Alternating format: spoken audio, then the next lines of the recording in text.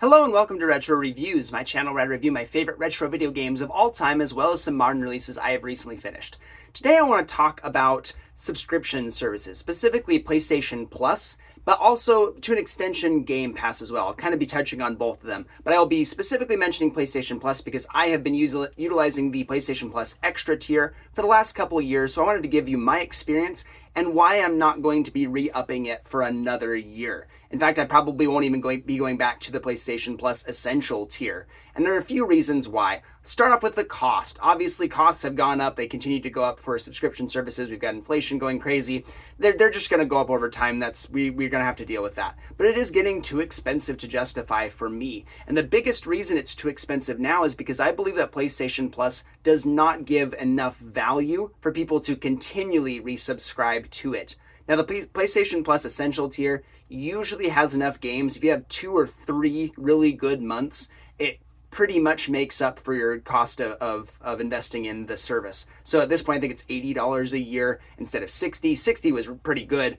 Even if you got 2 months, it was going to be worth your time. And usually they have some good, like, smaller games to go along with it. Usually they have about 3 or 4 every single month that you get.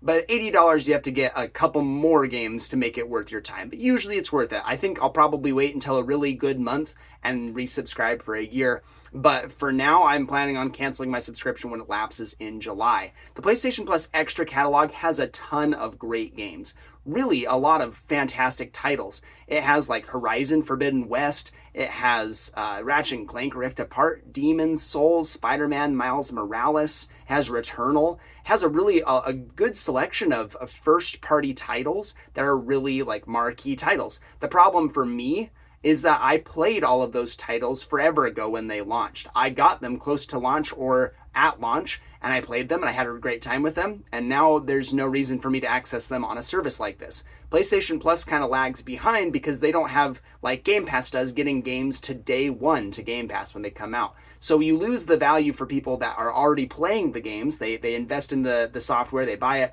and then later on when it comes to the service, it's not that big of a deal. It's more for people coming to the game later that have not experienced some of these titles. So for them, this is still great value. There's some really good titles there. You have other stuff. I got Nobody vs. the World. There's Undertale. You've got A Hat in Time. You have a slew of really good indie games as well. And that has actually given me a lot of opportunity to play games that I normally wouldn't have or wouldn't have bought because I didn't have the extra money to be buying something like Untitled Goose Game. But I had a great time with it. And that's what I love about these subscription services. It gives you access to games that you maybe wouldn't have just went out and bought yourself, but it gives you a chance to try them. And if you like them, boom, you can just play them. That's awesome. It's a really good value for the consumer until, this is my problem right now, once you've pretty much combed through the catalog and decided what games you want to play, you've left all the other games to the wayside. So it doesn't matter if they give you a ton of value if you have pretty much all the Assassin's Creed games on there. You've got like Fallout 4, Skyrim. You have a bunch of these titles that would give you a lot of value, but if you're not playing them,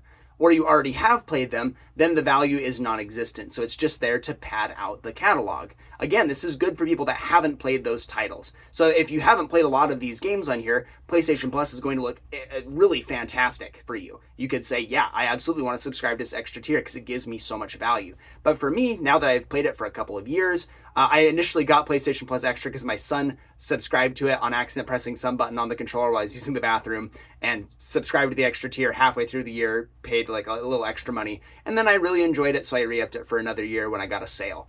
But now that I like I said, I've had it for a year and a half, almost 2 years now, I just have experienced everything I'm going to experience on it. I've combed through the games I want to play and the ones I don't. I've put the ones I don't to the wayside, and I've pretty much picked through all the games I want to play. They are getting new games every single month. Some real standouts recently are like Dave the Diver, which is a fantastic title. Animal Well, Sea of Stars came to PS Plus day one, which was amazing. And then you also have like Red Dead Redemption 2 that just came. But again, Red Dead 2, I already played way back in the day. That was one I wasn't going to miss out on. So it's not as big of a deal for me. But for people that are just jumping on and haven't played it before, this gives you a great opportunity.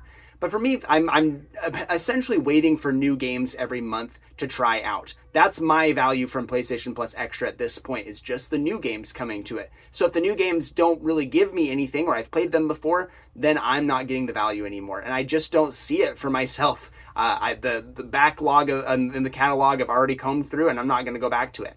Game Pass has a similar issue, but not nearly as much as PlayStation Plus, because Game Pass's catalog is not only substantially bigger, but beefier as well. So I want to applaud Game Pass here for giving such intense value. I went through and I made a list of both. I was going to read them off, like just the standouts for me, but they were too long for both lists, but especially for Game Pass. But they have day one titles or games that have just recently come out, like Lies of P. That's one I would really love to play, and it's not on PlayStation Plus. It is on Game Pass. You have the entire Halo franchise, the Gears of War franchise. You have a bunch of old titles like the Banjo-Kazooie games, the Rare Replay collection that has Conquer, and the Battletoads games. You have some really great value in these old titles, and a bunch of new stuff too. You have Control, you have Hellblade 1 and 2, which just barely came out. You have some of their other titles that have recently come out, like Hi-Fi Rush, Grounded, Pentiment.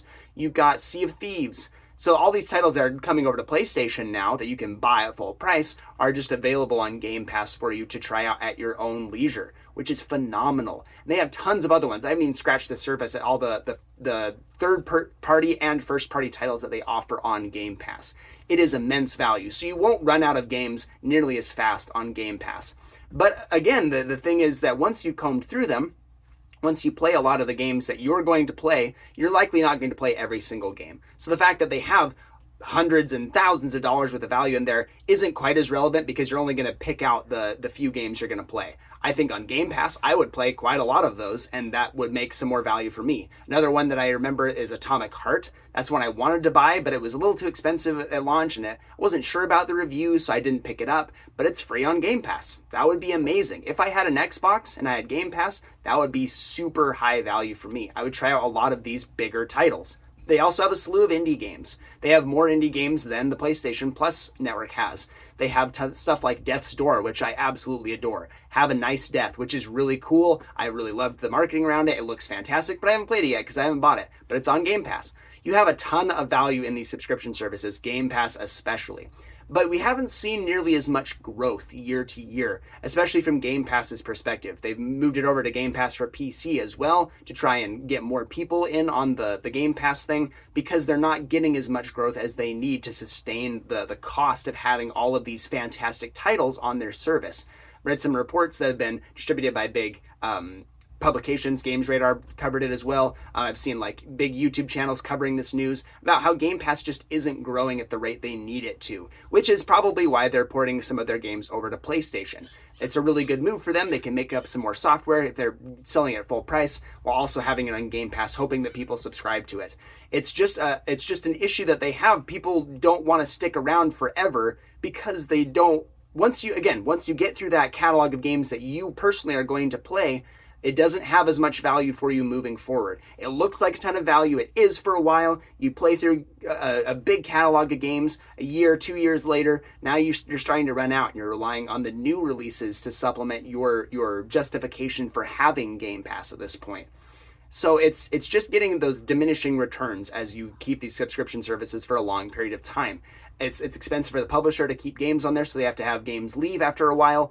Microsoft, it's not as much because they own a lot of these properties. So again, like the Halos, your Rare games, your Tango Gameworks, you've got all your other first-party studios now, or I guess second-party if they're kind of semi-adjacent. You've got like Obsidian games. You have all those that you can just keep on there perpetually. But once you've worked through those, now again, you're relying on new releases for the service. So for me, I can see why people are struggling to keep up with these Game Pass and with PlayStation Plus, because it is expensive. And while you are getting a ton of value for your cost, once you've combed through, the value starts to go down. And then you start to see, well, it's not worth me paying hundreds of dollars every year to get these subscription services. I better just start buying games I want, or I'll come back for a month later on and play a few games, and then I'll dip out. I think that's probably most people's approach going forward. I don't think we'll see nearly as much of the revenue going up, primarily because we finally come out of the pandemic. Costs are higher now, especially in the United States. We've got a lot of inflation going on. We've got costs of living going up pretty much everywhere. It's going to be harder to justify stuff like subscription services to Game Pass, PlayStation Plus. For me, it's just, I don't see the value nearly as much anymore, so I'm going to dip. As soon as it lapses in July, I'm out. And I like the idea of these subscription services. Don't get me wrong. I'm not saying these are bad. I think they're great for the consumer, but it looks like they're not nearly as great for the people putting them out. For Sony and Microsoft, it's harder to justify because they don't have the people coming in. They need more people to subscribe. While they do have quite a few, I think I saw some number back in 2023 for Xbox subscribers. I think in the month of February, they had like 36 million subscribers, which is a lot. That's fantastic news. But they don't see the growth that they need to sustain having all these titles on there. They have a lot of other titles like Assassin's Creed, the Far Cry series on both services that probably don't cost as much because they're older, but they still cost money to pay to these publishers to have them on your services. So I don't see these being long-term sustainable for Microsoft and Sony. Nintendo's doing things a little bit differently. They have their subscription service. You got $20 a year for your basic plan. You can play online. You have access to Nintendo Switch like NES and SNES libraries. But if you pay for $50 a year, you get N64, Game Boy Advance now, and just a slew of titles. They don't have everything, obviously. It's not an expansive list, but they're adding games constantly, so you get access to retro libraries, but nothing new. You get some access to DLCs, which is nice, but if you don't own the game, it doesn't add value for you. So they do things a little bit differently. I don't see the value in their service either. If you have access to emulation, if you own the old games yourself and you made your copies, then you should just be emulating your games. It doesn't add nearly as much. But it's a cool idea. If you don't have access to those old games, now you have a way to access them. But I think that's also a little steep for me. And especially if you own multiple consoles, you're not going to be paying for PlayStation Plus, Nintendo Switch Online, and Game Pass. It's just not sustainable. So I that's my issue with PlayStation Plus specifically. Game Pass to a lesser extent because they have more marquee titles and more games coming day one, which is awesome for them. I think that's fantastic. It is definitely the superior service, the best service on the market right now. But for me, I don't see the value in game subscriptions nearly as much once you've played around with them for a year or two. That's what I wanted to talk about today. Let me know what you think in the comments down below, and I'll see you on the next one.